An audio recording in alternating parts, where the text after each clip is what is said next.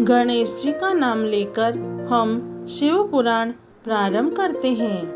हे शंकर भगवान, हे माता पार्वती, हम जो भी शिव पुराण सुन रहे हैं, हमारी सब मनोकामना पूरी करना, हमारी रक्षा करना, हम सब आपकी शरण में हैं। शिव पुराण में श्री रुद्र संहिता के पंचम खंड में 27वां अध्याय प्रारंभ करते हैं। शंख चूर्ण की उत्पत्ति। सनत कुमार जी बोले, हे महामुने, शंख चूर्ण नाम का एक दैत्य था, जिसका वध भगवान शिव ने स्वयं अपने हाथों से त्रिशूल मारकर किया था। अब मैं आपको उस शंख चूर्ण नामक दैत्य के विषय में बताता हूँ। हे मुने, आप यह जानते हैं कि विधाता के पुत्र मरीचि हुए हैं और उनके पुत्र महर्षि कश्यप हुए हैं। मरीचि के पुत्र कश्यप मुनि बहुत ही धार्मिक प्रवृत्ति के संत थे। वे बड़े ही धर्मात्मा थे और इस सृष्टि की रचना करने वाले ब्रह्मा जी की हर आज्ञा को शिरोधार्य मानकर उसका पालन किया करते थे। प्रजापति दक्ष ने उनके व्यवहार और गुणों से प्रसन्न होकर अपनी 13 कन्याओं का विवाह महर्षि कश्यप से कर दिया था। इन्हीं की संतानों से यह पूरा संसार भर गया है। कश्यप मुनि की 13 पत्नियों में से एक पत्नी का नाम दनु था। दनु रूपवती, गुणवती होने के साथ साथ परम सौभाग्यवती थी। वह एक अत्यंत शांत साध्वी भी थी। उन्हीं दनु के अनेकों पुत्र हुए।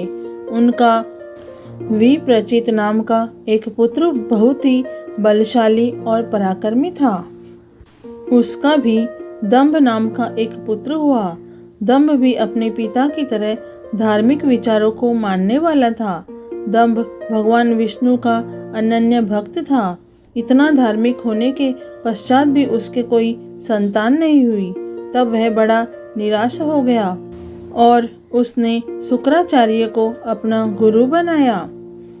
उसने उनसे कृष्ण मंत्र ग्रहण किया।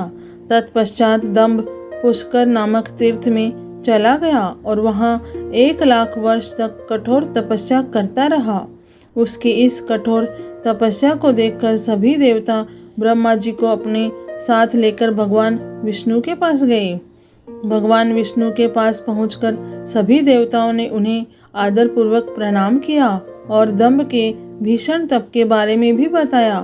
तब सारी बातें जानकर भगवान श्री हरि बोले, हे देवताओं, मैं जानता हूँ कि दंभ मेरा अनन्य भक्त है। वह अपने मन में पुत्र प्राप्ति की कामना लेकर पिछले 1 लाख वर्षों से मेरी कठोर तपस्या कर रहा है। मैं अवश्य ही अपने प्रिय भक्त दंभ की इच्छा पूर्ति करूंगा। आप निश्चिंत होकर अपने स्थान को चले जाइए। भगवान श्री हरि के इन वचनों को सुनकर ब्रह्मा जी और देवराज इंद्र तथा सभी देवता उन्हें प्रणाम करके अपने अपने लोकों को चले गए। तब भगवान विष्णु भी अपने भक्त दंभ को उसकी तपस्या का फल देने के लिए पुष्कर गए। वहां उन्हें अपने सामने पाकर दंभ बहुत प्रसन्न हुआ और उनके चरणों में लेटकर उन्हें प्रणाम कर उनकी स्तुति करने लगा। तब श्री हरि विष्णु बोले, हे दंभ, मैं तुम्हारी इस कठोर तपस्या से बहुत प्रसन्न हूँ। तुम अपना अभीष्ट वर मांग सकते हो। आज मैं तुम्हारी हर मनोकामना पूर्ण करूँगा। भगवान विष्णु के ये वचन सुनकर दंभ हाथ जोड़कर बोला, हे देव, यदि आप मुझ पर प्रसन्न हैं तो मुझे अपने जैसा वीर और पराक्रमी पुत्र प्रदान कीजिए। तब श्री हरि विष्णु तथास्तु कहकर वहां से अंतर्ध्यान हो गए। इसके बाद दंभ भी प्रसन्नता पूर्वक अपने घर लौट आया। कुछ समय बाद दंभ की पत्नी गर्भवती हुई। तब दंभ के घर में एक अलौकिक तेज विद्यमान था। समय आने पर दंभ की पत्नी के गर्भ से एक पुत्र उत्पन्न हुआ। मुनियों ने उसका नामकरण संस्कार करके उसका नाम शंखचूड़ रखा। शिव पुराण में श्री रुद्र संहिता के पंचम खंड में 27वां अध्याय पूर्ण हुआ। हे भोलेनाथ, हे शिव शंभु, हे माता पार्वती, आपको कोटि कोटि प्रणाम और कोटि कोटि धन्यवाद। जय भोलेनाथ।